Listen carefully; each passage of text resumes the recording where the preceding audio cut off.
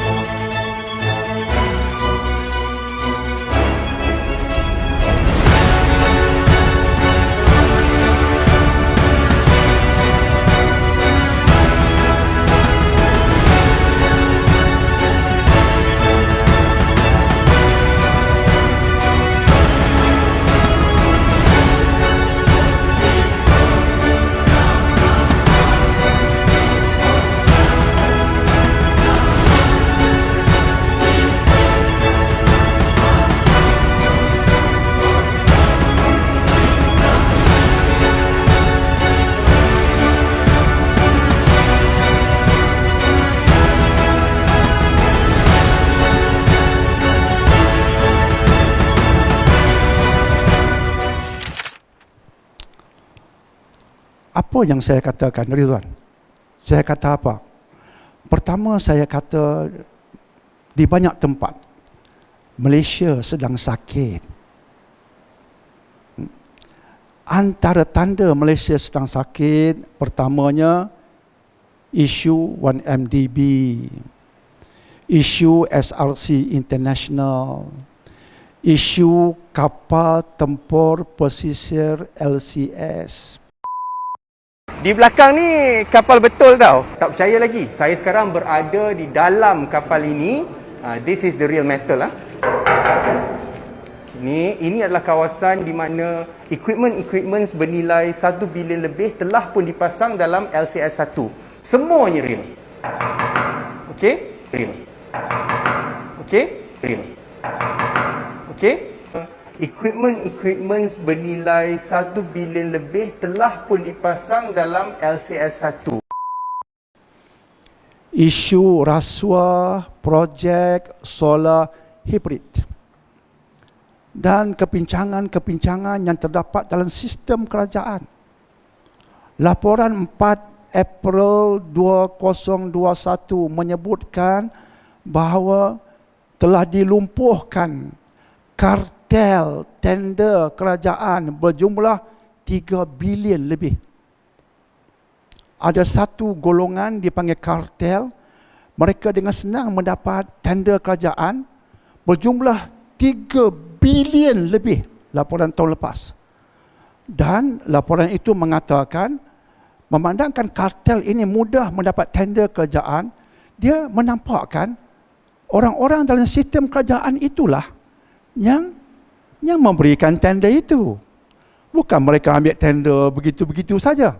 Jadi dalam proses itu, mereka dalam sistem mendapat sesuatu, dan selepas mendapat sesuatu, tender diberikan pada kartel ini. Jumlah tender bukan ribuan, bilion. Ini perincian sedikit tentang apa yang saya maksudkan sebagai kepincangan dalam sistem. Jadi, saya berharap PM yang akan terpilih pada PRU ini, PM yang akan merombak semua ini. Dan PM itu bukan PM yang sekadar mengisi kerusi dengan Alhamdulillah, ha. Bukan. PM itu mesti PM yang betul-betul menjiwai suatu perubahan besar terhadap kerajaan yang mana dia punya kejujuran, integriti kena tinggi. Dia kena seorang yang betul-betul berazam setinggi boleh untuk melaksanakan tadbir urus yang baik terhadap kerajaan dan mengagihkan kesenangan kekayaan pada semua termasuk bangsa agamanya secara adil. Kita nak menegakkan Islam di Malaysia, jangan sebutlah kita nak menegakkan Islam di segenap penjuru. Itu idaman kita. Tapi sebenarnya yang lebih betul ialah kita kena menegakkan Islam di penjuru-penjuru utama dahulu. Penjuru keutamaan dahulu. Aulawiyat. Tadbir urus. Integriti. Sultan Nazrin sebutkan, dan ini saya sebutkan, ucapan tuanku, Oktober 2021 mengatakan, rasuah di Malaysia berleluasa dan berskala besar. Ucapan tuanku baru-baru ini, rasuah di Malaysia diparas bahaya. Kemudian ada orang mengatakan, apa salahnya jika rasuah itu oleh orang Melayu Islam? Kalau orang kita buat rasuah, jangan hebohkan. Yang penting orang kita pegang tampuk kekuasaan. Ya Allah, saya berkata, otak seperti ini, otak yang memang biadab dengan Nabi. Nabi berdasarkan Imam Abu Dawud, Tirmizi, Ibnu Majah mengatakan, baginda melaknat pemberi dan penerima rasuah. Jika ada ustaz, jika orang mengatakan, apa salahnya Melayu ambil rasuah, biarkanlah mereka, asalkan dia Islam, dia jadi pemimpin, walaupun dia ambil rasuah, apa salahnya? Mereka telah menghina ajaran Nabi. Sebab pengambil rasuah ini Nabi laknat, dan kamu mengatakan apa salahnya? Memang besar salahnya. Malaysia tak akan makmur. Yang kita mahu ialah, ya, yang di atas itu orang Islam juga. Tetapi bukan perasuah. Pertama sekali, seperti mana saya katakan, UMNO bukanlah sebuah parti yang sempurna. Kita juga berada dalam dunia yang tidak sempurna. Kalau kita mengharapkan sesuatu yang ideal, negara kita tidak ada langsung rasuah, semuanya bersih, maknanya itu kiamat tandanya. Itu kiamat tandanya. Tukar. Pilih seorang PM yang betul-betul menjiwai perubahan. Dengan tadbir urusnya, dengan keadilannya, dengan integritinya. Bukan mengikut arus biasa, mengubah semuanya. Dan kita harapkan tim dia, pasukan bersama PM yang menjiwai ini, juga tim yang seperti itu. Dan mengubah sistem kerajaan yang pincang sekarang, yang bobrok sekarang. Make a change. Boleh saya minta, ini rahsia, boleh saya minta, itu saya minta. Ya Allah, kurniakan pada Malaysia ini seorang pemimpin yang akan membuat perubahan besar pada negara ini. Yang akan menjadikan Malaysia ini makmur, menjadikan Malaysia ini sebuah negara yang kamu redai. Pilihlah dari kalangan kami ini seorang Perdana Menteri yang jiwanya seperti itu, ya Rab. Saya minta, tuan-tuan perempuan tolong minta ketika sujud, anggapkan ini penting. Dan saya tambah, dan jadikan pasukan bersamanya juga seperti itu. Minta sebelum mengundi ini. Jadikan itu sebahagian doa kita sekarang. Di samping kita mengkaji calon-calon, minta pada Allah PM yang macam itu. Sekarang sistem kita sakit, bobrok.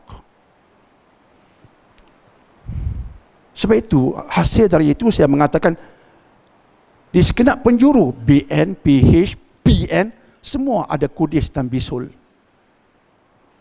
Tak perfect. Dan saya juga menambah, Kuli di Gua Musang. Kuli pernah berucap, 14 Oktober. Ini saya sebut betul-betul. UMNO mustahil dapat diperbaiki. Sebab dalamnya dah teruk politik wang. Kuli sebut tahun lepas. Oh, golongan lebay pun guna juga, ya. Anda sebut golongan lebay. Okey. Golongan lebay sebelum ini, saya penyokong tegar mereka. Bila saya balik Mesir, bermula tarikh itu, saya penyokong tegar golongan lebay ini. Tegar. Keluarga saya pun saya pengaruhi, penyokong tegar puak lebay ini.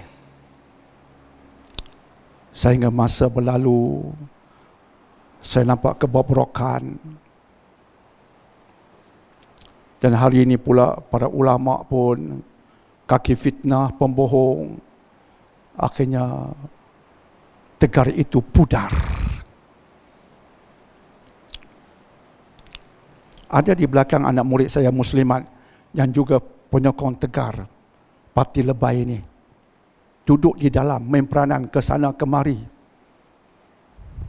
Tapi hari ini tak minat langsung dengan puak lebay itu. Selepas duduk di dalam, Muslimat ini tengok kebobrokan dalamnya di kalangan ustaznya dan sebagainya. Ada Muslimat di belakang. Kalau nak saya beritahu nama, angkat tangan. Tak angkat tangan, tak boleh beritahu lah. Tak dapat izin. Anak buah saya, dia tolong lebay, beritahu saya tak pernah kata apa, silakan. Itu your choice. Tak apa. Tapi hari ini dia pun tak mau. Saya pun tak kata apa sebab dia punya pengalaman, dia nampak kebobrokan.